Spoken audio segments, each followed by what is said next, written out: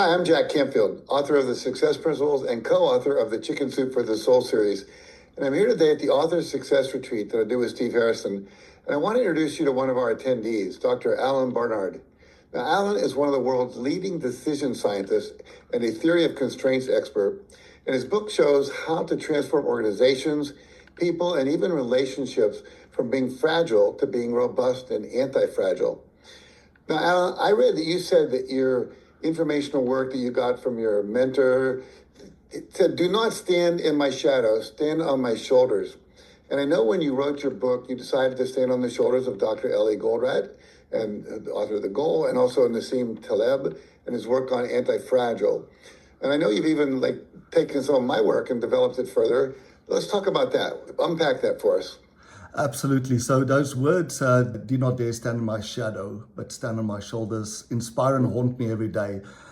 Your formula that you used in your first success principle, which is to take 100% responsibility, was E plus R equal O, events plus response equal outcome. And as a decision scientist, I immediately realized, wow, I can use that to teach decision making even to kids. In what way? Well, in two ways. There's three mistakes that we make when we make decisions. The first mistake is when an event happens, we either don't respond or we respond when we really shouldn't. The second thing is we often don't respond, we react. And when we react, we over and underreact.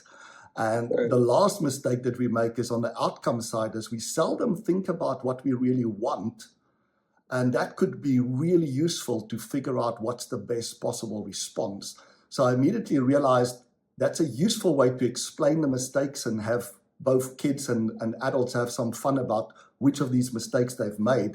But I realized, secondly, that it also would possibly allow me to stand on your shoulders, because that formula is really simple, but in some cases, it's a little bit too simple.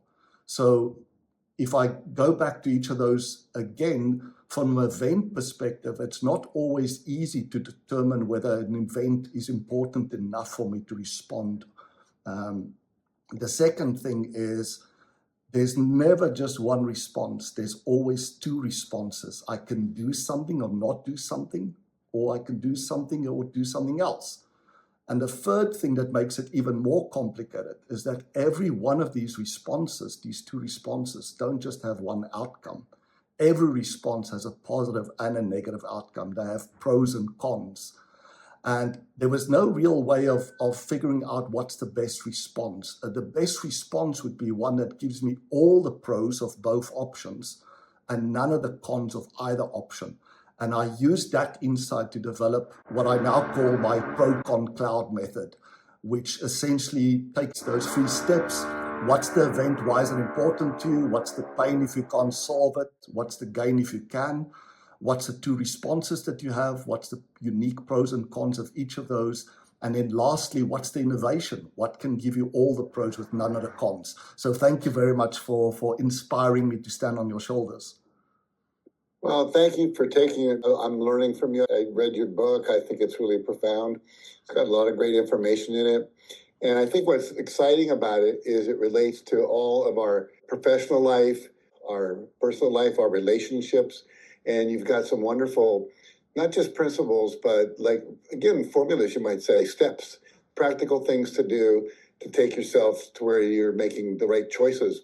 And as you said, you're a decision expert. I think most people don't make very good decisions in life. And it's one of my mentors once said, the only thing that changes your life are the decisions you make and the actions you take. You mentioned when we were talking earlier in the training we were doing about how one of the people in the corporate world had said to you, it was reading your children's book to his son where he really fully understood it. That's a great story. Talk about that. Yeah, so I've taught this method, the pro-con cloud method, for many years as a way of making real breakthrough innovations in organizations, understanding why your most dream customer won't buy and what you could offer that would be irresistible. And one of the high-tech companies I did that training for, recently the CEO of the company bought my children's book, My Impossible Decision, where I tried to simplify this pro-con cloud method in a way that can be learned by kids. The book takes you 13 minutes to read.